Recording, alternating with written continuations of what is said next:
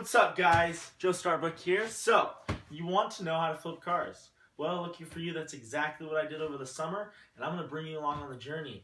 Real quick, if you have any questions, if you have any suggestions on videos you want to see, just go ahead, comment down below. Let's go ahead and see if we can get one like on this video. And if you're really enjoying the content and you want more, I recently quit my job and I want to be a YouTuber, so hit that subscribe button. Hit the bell so you get all the notifications on when my next videos are out. I'm going to try and start putting them out as fast as I can, so let's go ahead and get into it. Cue the Tokyo Drift music. Yeah, I pop pills, not choke Listerine. I do it for the thrills, you can watch me on your screen. You got chills from what you've seen. I don't pay my bills and I'm very obscene. You're yelling, shouting, come rescue me! Cold dark thrills when I set you free. I'm swinging from the rooftops, go beastly. And around my neck you'll find a key. My heart like a teardrop, my life moves non-stop, like chop chop.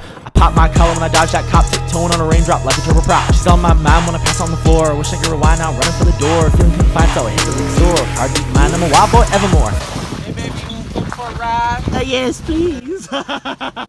Alrighty guys, hope you enjoyed the intro. Let's go ahead and get into the advertisement. When you're looking to flip a car and make a profit, you have to look at the advertisements. They're going to tell you a lot. A lot of the things that you'll notice are either red flags or green flags, meaning either this is a vehicle you don't want to get into or this is a vehicle you do want to get into, and they can kind of be seen either way. So let's look at this advertisement that I got for my 2007 PT Cruiser. You can see here that there's a lot of information, such as she got it for free in March. That can be a red flag. Why'd she get it for free, first of all? Was it really severely broken and she got it for free? I don't know. The person she got it for free from says that the tire rods are going out. Well, there's no such thing as a tire rod, it's a tie rod, so that's one thing. She's not mechanically inclined, or the person who told her that was not mechanically inclined. The other thing is that just stopped driving the other day. That can mean there's something really wrong with the car and you do not want to get into it. The price goes along with that. $500 for a car that's you're trying to flip, that's kind of scary. You don't want to get into a vehicle that's cost $500 and expect it to drive down the road and do all the other things when you put a little bit of money into it. So that's another red flag. She also says that it has a full tank of gas. If the car is no good, the full tank of gas really doesn't mean anything, so they're just adding that in there for details, maybe to try and make it look like a better deal. She says whatever went wrong with it. There's something else wrong with the driver's side tire. Okay, well this is kind of adding up to a lot of things. So please call and text. So pretty open to calling or texting, which is really nice.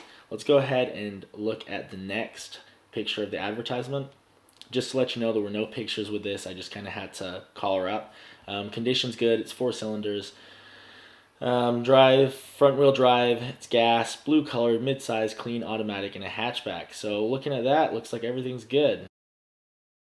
So I didn't actually record the process of me going to the person, speaking to them, or doing my inspection, but I'll go ahead and tell you what I did. When I arrived to the house that the vehicle was at, I went ahead and introduced myself to the owner, shook their hand, kind of established a rapport with them, and then I went on to looking at the vehicle. The vehicle was outside, it was parked outside, it was frosty, there was snow on top of it, so I cleared that off. The first thing I did was start it up. She said that it did run. It started fine, there were no odd sounds or anything like that. I did a 360 inspection. I went ahead and looked underneath the vehicle all the way around, and I did spot something that was the most concerning thing for me and kind of made me hesitate whether I should try and flip the vehicle, and that was there was a slight bit of oil on the oil pan underneath, and I was really concerned that there was a crack in the engine or there's something majorly messed up, that if I did buy this vehicle and then try and fix it, I would spend so much on fixing it that it would not be profitable for me to flip the vehicle, which is kind of the point of flipping a vehicle. So I told her I'd give her 300 instead of the 500. She agreed, and I actually ended up driving it home at like 15 miles an hour. A couple of things that I saw before I bought it and I pointed out to her was this bumper was broken. You can see that where the bolts bolt it together, it's kind of snapped, which I could fix with some epoxy. And the clips just kind of came unclipped right there. Underneath you can see that there's plastic broken, but that's normal for Alaska because you're driving over the ice and stuff. So as you can see, I used some JB Weld to attach this right here. Basically the piece that broken off, so I JB welded it together and then bolted it back together. It's kind of tacky looking, but it makes it look a lot better than it was dragging on the ground. The driver's side rear trunk door had a ding in it right there. There was some rust showing, but that's no problem. I went ahead and took the back panel off and bent that out, and no problems there besides the rust, but I wasn't too concerned about that.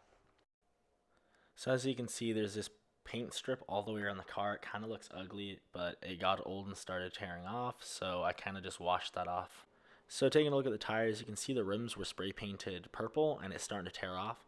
No need to redo that. That just makes it look tacky. Also, the tread on the tires is looking a bit low, but I'm not going to spend the money to put new tires on it. Someone else can do that. I'm trying to make a profit. So taking a look at the inside.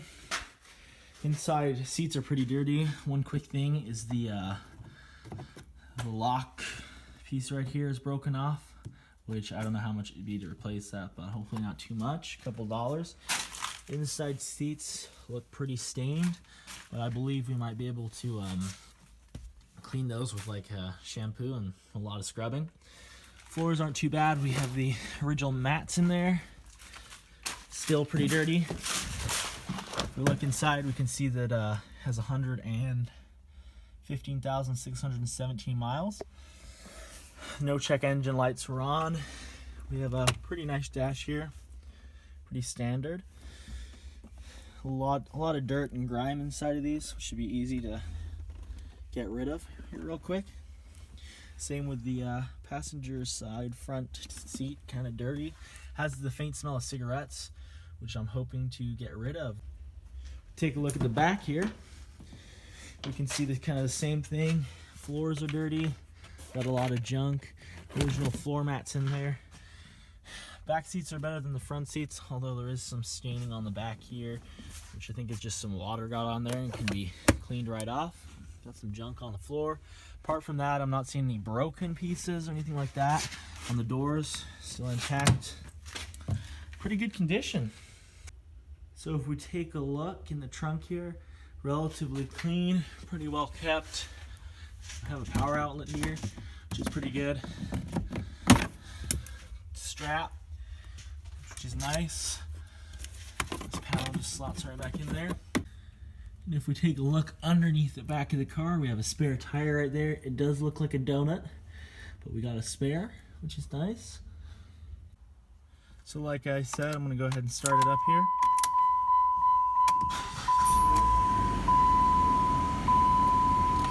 Starts right up, here's work. Brake lights on, seatbelt lights on. So I got the handbrake on, no other warning lights, engine lights, or anything like that. It sounds good, runs pretty clean. I'm gonna go ahead and open up the trunk for you here.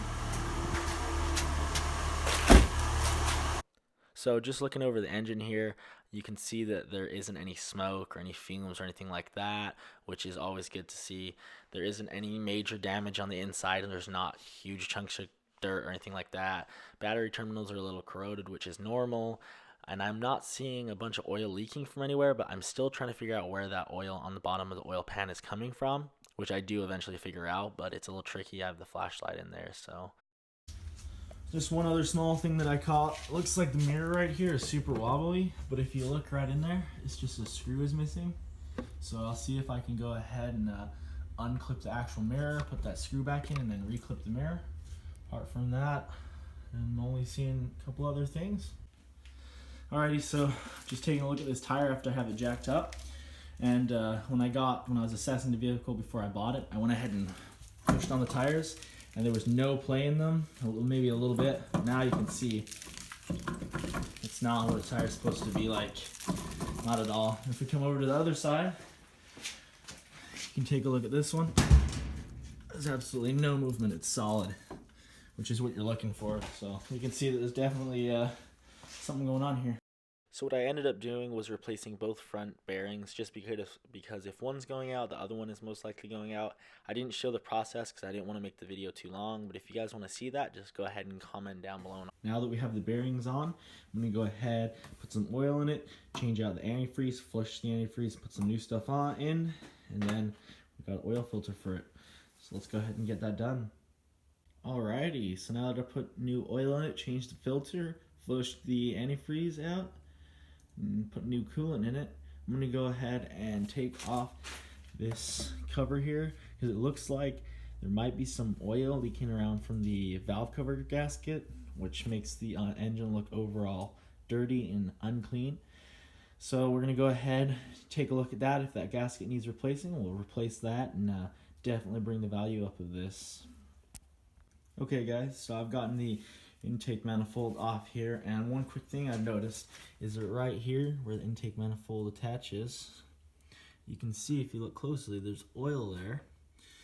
And then this is the hose that takes the air from the filter here and puts it into the intake manifold, and you can look inside and you see there's oil there. And a really quick way to solve that, this just makes the car burn some oil, makes the exhaust a bit smelly.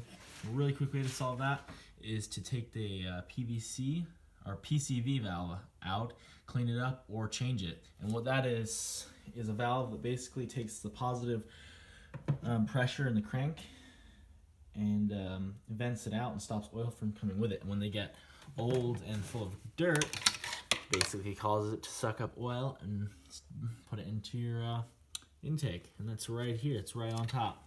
Super easy, so I'll get that changed out, cleaned out, and we'll have solved the problem right there. Alrighty guys, so I just went ahead and took my PCV valve out, and to tell if they're any good, whether they need cleaning or replacing, you can shake them. And if they rattle around, that means they're good, and if they're all gunked up and clogged up, they won't make a sound. This one's making a little bit of sound, so I'm going to go ahead and clean it out, throw it back in, and hopefully we'll solve that issue and saved a bunch of money right there. Alright, so now I'm taking a look. It looks like the valve cover gasket was leaking over here, right around this area. And then also, move the power steering pump here a little bit so you can see. Also, right here. So those two spots were where the oil was coming from that was on the oil pan that I was really scared about. 45 bucks for a new gasket and about an hour to put it back together, and that was it. I was super happy. Alright, with everything done under the hood and around the tires, last thing to do is clean the outside and the inside. First I'm going to start with these scratches here. So these scratches, if I can get the correct lighting, are not very deep. They're in the clear coat. And how we find out if they're in the clear coat or below is we basically spray them with some water. So I have this squirter right here. And as I spray it, you can see it disappears. That means it's in the clear coat. And we can simply either buff that out, or if it's deeper, we'll have to take 3,000 and then 5,000 grit sandpaper, then buff it out. So I'm going to go ahead and this one doesn't seem too severe, so I'm going to just try and buff it straight out. And I'll show you some of the other light scratches that we might just be able to buff right out also. So, as I show you some more of these scratches, basically most of them were super easy to get out. They were all over the car, and I just took like a cloth with some buffing liquid, just generic stuff that I got at the store, and just buffed them out. The other ones that I could not get out with that buffing material, I went ahead and wet sanded them with, like I said, 3,000 grit, 5,000 grit, and then I buffed them out. On either side of the deep scratches, I put some tape on there, and that just prevents me from sanding into the clear coat or through the clear coat anywhere else, and kind of reduces the amount of sanding I have to do. So as you can see, just some clear packing tape on either side, and I did this to the whole vehicle. Really cleaned it up. Alright, so now we're on to the inside. You can see how filthy the inside of this door is. It's the first thing I'm going to work on here. Really gross. Brown. You're going to be using some hot water, some soap, and a brush. And I also have a squirty bottle and a microfiber cloth I'm going to be wiping everything down with before I cover it with some type of Armor All or something. So I'll go ahead and show you what it's like afterwards. Alright, if you look really close on this piece of trim here on the driver's side door, you can see there's just crud. There's a lot of like dirt that I need to get rid of. So what I did is I just hit this with some just plain water, and now I'm going to go ahead and take my spray bottle full of soapy water, hit it with that, and I have this really strong bristly brush, and I'm just going to start scrubbing.